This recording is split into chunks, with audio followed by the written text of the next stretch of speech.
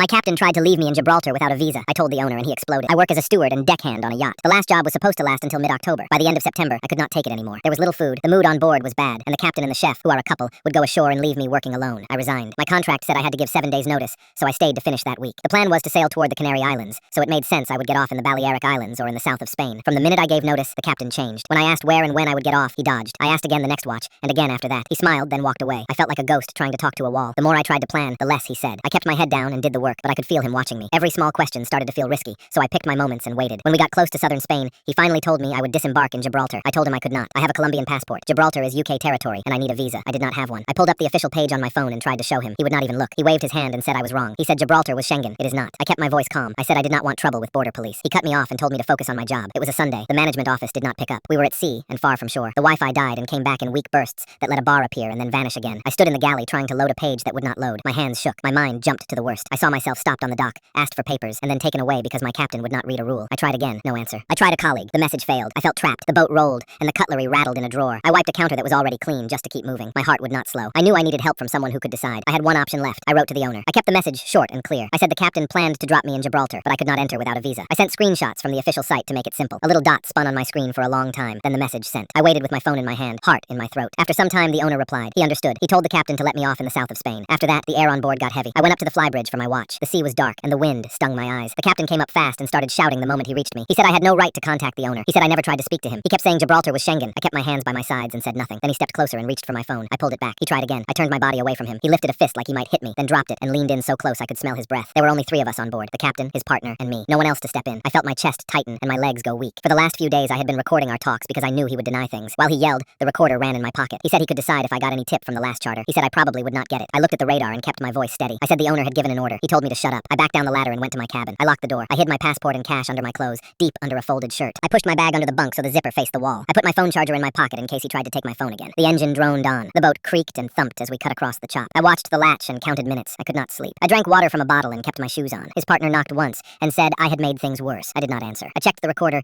and made sure the files saved. When the Wi-Fi flickered back, I sent my live location to a friend and a quick line to my mom saying I was okay but scared. The signal died again. I lay there and listened for footsteps in the passage. Every sound felt loud. My heart beat in my ears. There were more than 15 hours left to run. Before dawn, the sky went gray. The plotter showed our track closing on Fuengirola, near Malaga. The owner's order still stood. No one spoke to me. The chef clanged a pan once, and then it went quiet again. Now friends are saying I'm overreacting for refusing Gibraltar. Was I wrong? I packed fast and kept my documents on me. I waited by the door until we tied up. Lines went over. The bow settled. The engine noise faded. My hands shook as I picked up my bag. I walked up, kept my eyes forward, and stepped onto the dock. The captain stared at me but said nothing. I did not look back. The sun came up over the masts and warmed my face. My phone buzzed as signal returned. I let out a breath I had been holding for days and walked away down the pier.